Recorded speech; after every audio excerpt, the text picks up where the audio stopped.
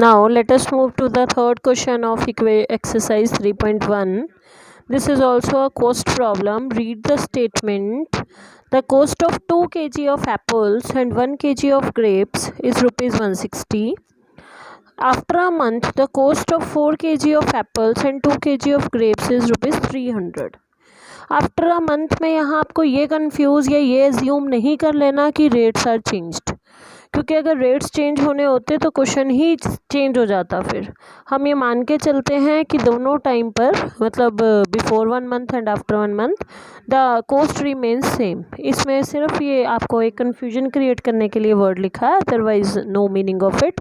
Late us consider the cost of 1 kg of apple is rupees X, cost of 1 kg of grapes is rupees Y. 1 kg X rupees के तो 2 kg 2 X rupees के, 1 kilogram grapes Y rupees के। Total expenditure 160, equation number 1। Similarly, 4 kg of apples 4x, 2 kg of grapes 2y is 300. Now this equation can be represented as 2x plus y is equal to 150. पिछले question की तरह है, ये बिल्कुल simple हो गया। पहली इक्वेशन है 2x plus Y is 160, 2x plus Y equal to 150, equation number second. In rough you can check what type of graph you will be able to get, जैसे कि 2x plus Y minus 160, 2x plus Y minus 150। मैंने इसको rough में check करके देख लिया। A1 upon A2 की ratio देखिए 1 आ रही है, B1 अपॉन B2 की रेशो 1 आ रही है, और C1 बाय C2 की रेशो इक्वल नहीं है। जब ऐसा केस था A1 bye A2 B1 bye B2 के इक्वल है, पर C1 बाय C2 के इक्वल नहीं है, जब भी ऐसा केस था तो ये अंडरस्टूड है कि lines drawn will be parallel, आपके पास ग्राफ पैरेलल आएगा। सिर्फ ये इतना सा काम करके हम ये कंफर्म्ड कर लेते हैं कि हमारा क्वेश्चन ठीक है, we are going on the right track. अब मैंने काम क्या किया, अब मुझे ये क्लियर हो गया कि there is no need of intersection point, क्योंकि वो आने ही वाला नहीं है इंटरसेक्शन पॉइंट, तो मैंने टाइम ही नहीं वेस्ट किया। मैंने रैंडमली 3 पॉइंट क्रिएट कर लिए, एक बार x को 0, एक बार y को 0 और एक बार y को रैंडमली 80 पुट किया, तो मेरे पास ये 3 पॉइंट आ गए। देखिए, एक बार x को 0 पुट किया y 160, y को 0 पुट किया x 80 और y को 80 पुट किया तो x 40। अपने पास ये 3 पॉइंट्स आ गए।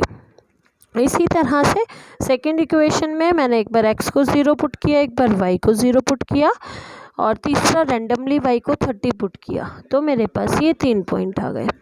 उसी तरह से मैंने दोनों इक्वेशंस को टर्न वाइज टर्न ड्रॉ किया। पहली इक्वेशन को मैंने रेड लाइन से शो किया और सेकंड वाली को ब्लू पेन से। देखिए, फर्स्ट पॉइंट है 0,160, मतलब point will lie on the Y axis, क्योंकि अब सीसा 0 है और ऑर्डिनेट की वैल्यू 160 है। सेकेंड पॉइंट है 40,80, एक्स पर 40 और वाई के सामने 80। और तीसरा पॉइंट है 80,0, ये एक्स एक्सिस पर पॉइंट है क्योंकि इसका ऑर्डिनेट 0 है। तो by joining these 3 point we get a straight line represented by red mark. अब हमने सेकेंड लाइन ड्रॉ की। सेकेंड लाइन का फर्स्ट पॉइंट है स्लाइटली बिलो आएगा इसके, देख सकते हैं आप, वो 0,160 था, ये 0,150 है। फिर हमारा दूसरा पॉइंट 30,60 है, सॉरी 60,30 है, और तीसरा पॉइंट 75,0 है। तो जब हम इन दोनों लाइंस को ड्रॉ करेंगे, they will be equidistant, they will be exactly parallel lines, and parallel lines can never intersect. पता है हमें, दो पैरेलल लाइंस कभी इंटरसेक्ट नहीं करती, and if they will not intersect, they are parallel lines, they have no common value of X and Y. कोई भी x और वाई की वैल्यू कॉमन नहीं होगी जो दोनों इक्वेशंस को होल्ड करे। So these equation doesn't have common solution. इसको ऐसे ही हम लिखेंगे कि इक्वेशंस को हमने ग्राफिकली ड्रॉ किया, बट कोई भी कॉमन सॉल्यूशन एग्जिस्ट नहीं किया। I hope you all are getting the idea about the graphical presentation.